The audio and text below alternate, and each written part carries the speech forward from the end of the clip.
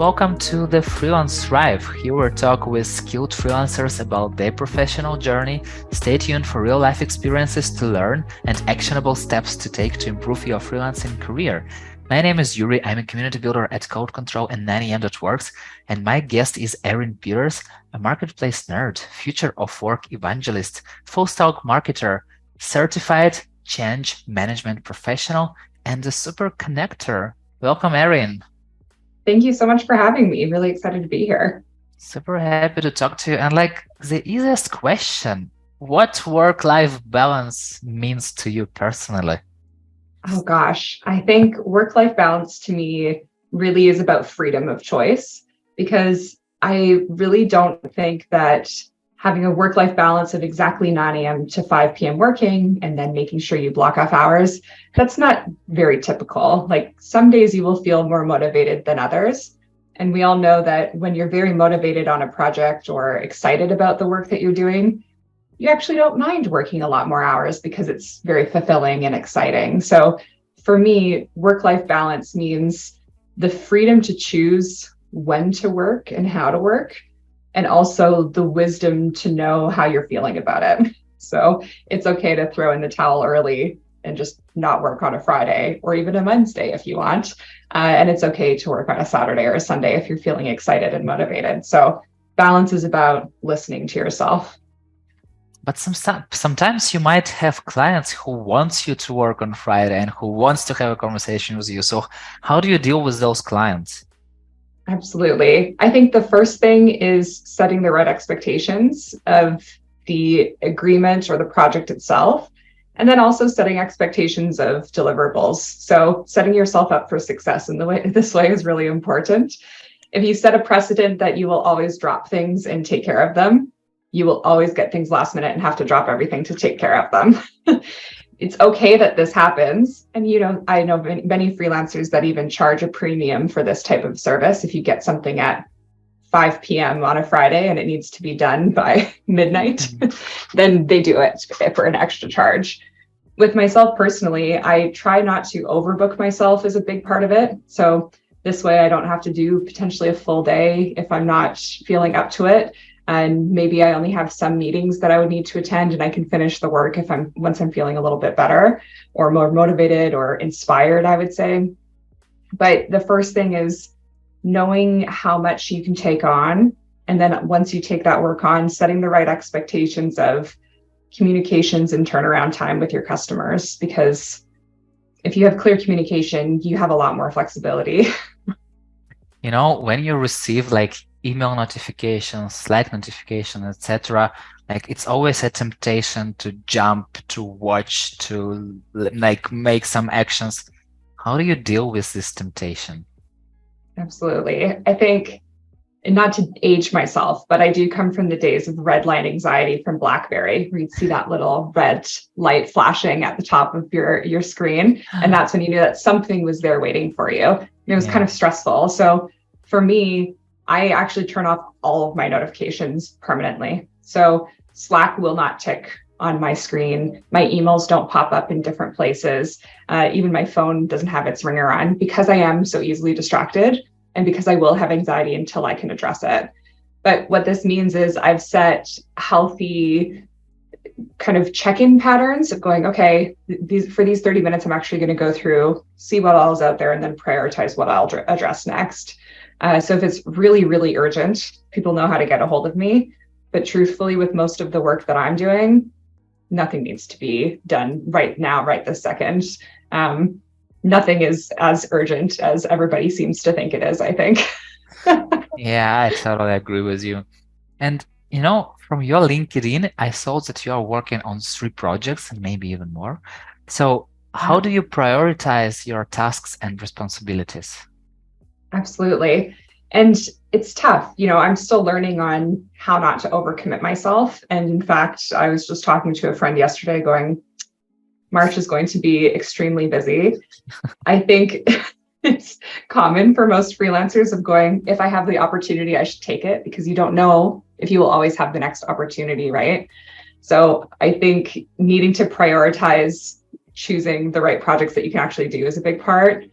But if I'm looking at all the projects I already have on my plate, the biggest thing is to do an audit. So go through everything you have for that day, really stay on top of your calendar and due dates and major milestones that you're delivering, and make sure you're prioritizing things that are obviously due first, but especially if they're going to unlock a partner or someone else that you're working on a project with, because freelancers don't always operate in a silo. You might be working with other members and bidding on projects together, where if you do something now, it allows someone else to do it before the collective deadline that we all have. So go through your emails and things in batches, look at it all holistically, and then schedule out from there. How do you choose how do you choose what project to? It's a little strange. How do you decide what projects to choose? Absolutely. I think it's a combination of factors. The more realist side of the answer is, like, are you financially able to take on different projects? Because I get asked a lot to come on and do advisory for maybe sweat equity, right? Where you don't really know if it's going to turn into anything later. And I do really want to help a lot of people, but also, like, equity doesn't always convert and it doesn't pay the bills. So I think first is going, okay, is this going to be sustainable work for you from an income perspective? The second side of it is always motivation. Do I like working with the people? Am I excited about the work itself?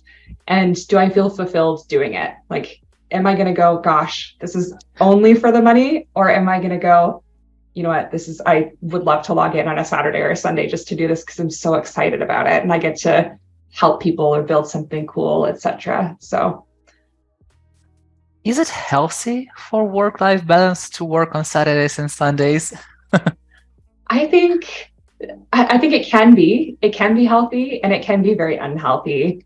I think, Saturdays and Sundays are like a myth, right? It's a big corporate myth. You can take time off whenever. And I do think it's important that you take time off in chunks, like a day here and there you need time all in a row. But I do think that burnout isn't necessarily the number of hours that you're working. Burnout is when inputs don't necessarily equal outputs. So if I'm putting in a lot of hours and putting in a lot of work, and out of that, I'm getting, really excited about a project, I'm feeling very fulfilled personally, maybe my bank account is feeling particularly fulfilled, then I'm really motivated to do it. And then you're happy to put in extra hours and work on it because it's exciting and fun and fulfilling. But burnout only happens when that output doesn't match up. When you put in the extra hours, now you're not earning any extra money on it. You're putting in extra hours and people aren't recognizing your hard work or appreciating the quality of your work. That's when I think it starts to get unhealthy, is going, okay, what is the actual reward for me putting all of this in? Reward being anything tangible or intangible. Mm-hmm. So is it healthy to work on Saturdays and Sundays? It's really up to you. And it's really what you're working on and what you get out of it. So I would say that it's one of the steps. So what other steps do you take to avoid burnout? Yes, I think it's so important that you don't put all of your emotional eggs in one basket. Meaning you cannot only be getting fulfillment from work, period, or from any one thing or project, because it adds this level of intense emotional pressure for everything to work out. And not everything is going to go well all the time. You need to have fulfillment or that feeling of developing mastery in other avenues of your life. So for those who have read like the 5 love languages, he has this concept of you have different love banks, and everybody needs a little bit of a balance in each of these love banks, whether it's words of affirmation and so on.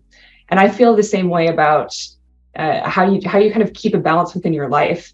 Is sometimes you're going to need to have more social time with friends. You're going to need quiet time on the couch. You're going to need to feel fulfilled and motivated in other ways. So it's okay for one balance to be low. It's not okay for all the balances to be low. So I think it's really important that you pay attention to, hey, have I been grinding on this project for the last 4 weeks and I've not seen anyone else in my life, or I've not made time to go to the gym and take care of myself. It's just so important that you kind of monitor and assess everything. It's not all just about work, and you can't put everything into that. Yeah, it sounds so wise, but also so hard, It's totally easier said than done. Exactly. And how do you handle unexpected interruptions or distractions while working on projects? Or maybe even while having some free time, you know? Absolutely. I think free time is definitely the easier one, I would say, because you can set certain boundaries or you can set different expectations. Like, hey, I can unblock you in a couple of hours. Let me just log in. I'm just out at dinner. It's easy to be able to set those boundaries. I think now more than ever, they get it. Like, people aren't as pushy as they used to be. When it comes to during the workday, I actually do struggle with this a lot, which is why I've had to set myself up with no notifications and things like that, because it would be so easy for me to go down a rabbit hole and answer a message and get that thing for that person. And then while I'm in that folder, I see a different file that shouldn't be there. And now I've gone down this whole other area and, an article is due for publishing right away. So I think it's important to know what rabbit holes you might go down. Just kind of put some of the blinders on where you possibly can to do it. So again, a little bit of forethought goes a long way. And how do you avoid procrastination? Most likely have, I feel like everyone have procrastination, but how do you avoid it? I think everybody does. I think I kind of have to hype myself up some days. Some types of work I procrastinate more than others. I find it hard sometimes to sit down and do really deep thought creative work unless I have a big block of time and unless I have the perfect amount of caffeination. But there's, I started listening to a different kind of no lyrics focused study music, like lo-fi style of music, when I do certain types of tasks.